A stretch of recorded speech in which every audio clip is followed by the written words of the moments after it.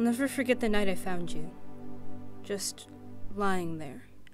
In that moment, I couldn't fathom how someone can do such an unspeakable thing.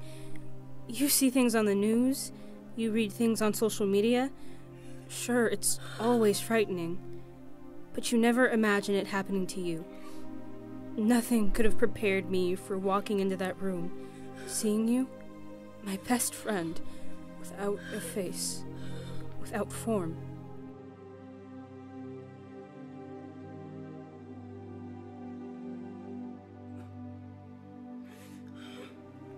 I'd like to say that I ran for the phone as soon as I saw you, but that'd be a lie. I sat there for several minutes. Eventually, I gathered the strength to do it, though. I got up and called 911. I told them how I found you, the condition you were in, although that wasn't really something that could be described. It's a funny thing, death. How he floats around us at all times, waiting for the opportunity to strike. And then his work is done. In an instant, it is done. I remember being so mind-blown at that thought.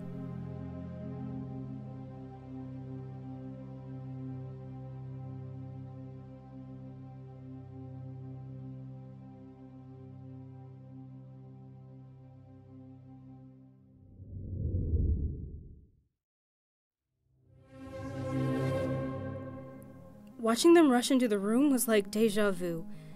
I felt as though I was watching myself. After all, their reactions were very similar to mine. Even the medics seemed clueless as to what to do with you. You were really in that bad of shape. I wasn't exaggerating. Good to know, I thought. They questioned me for hours, or should I say, it felt like hours. The main detective grilling me was a large man, with a silvery beard and big blue eyes. I couldn't help but notice that he kept referring to a little notepad, as if he didn't really know what to ask.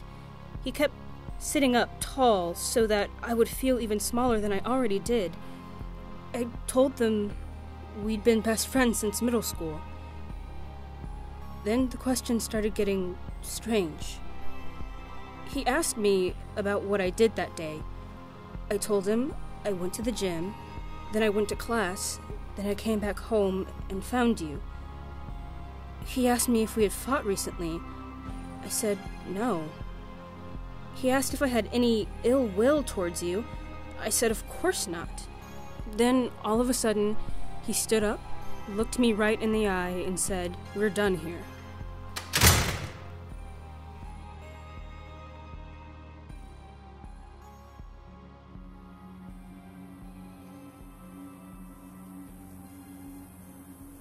The following days were anything but easy. I had to wait for some time for them to finish up with investigating the room. A friend of mine offered to let me stay at his place, but I refused. I just slept in the park. To tell you the truth, I did that because I started to feel guilty. I felt as though I deserved to sleep in the dirt.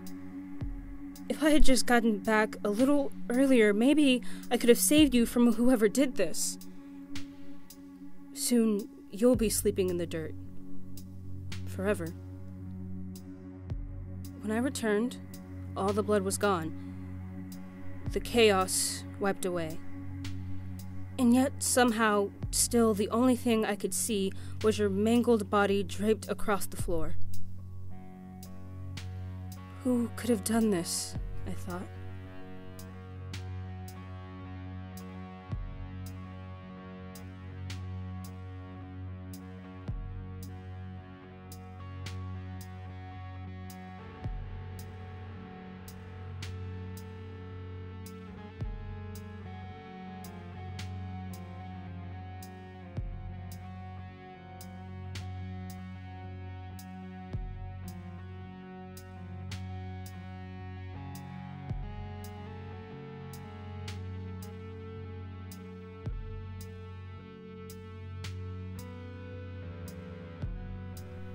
That's when I realized.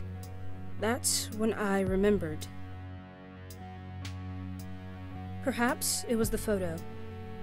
Perhaps it was the smell of all the cleaning supplies they used to wipe you up. Perhaps it was just my brain telling me that it was okay to stop pretending.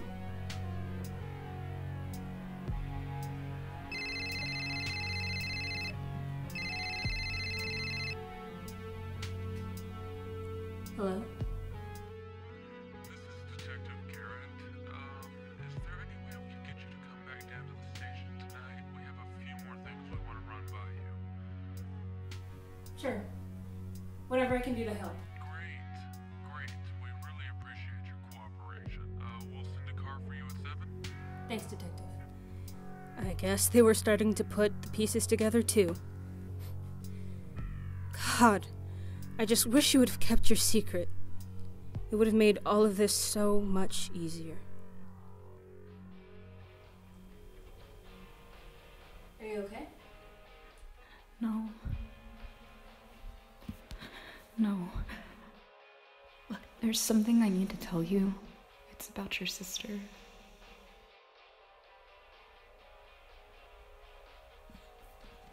I'm so sorry. I can't hide it any longer. I was planning on going to the police tomorrow, but I thought I'd tell you first. The night she died, I was in the other car, and I had been drinking. I'm so sorry. I'm so sorry. I'm sorry.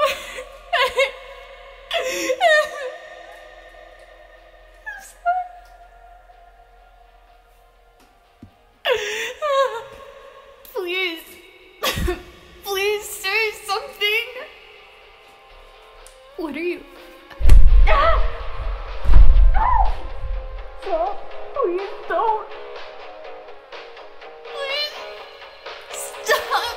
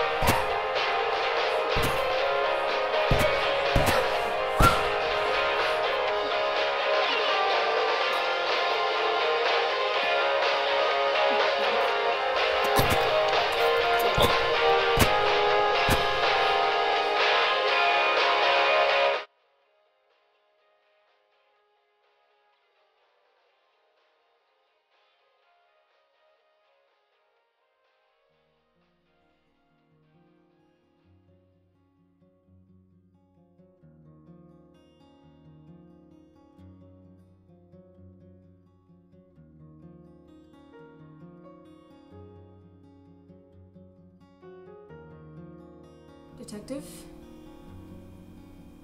Make sure to bring a pair of handcuffs with that cruiser you're sending.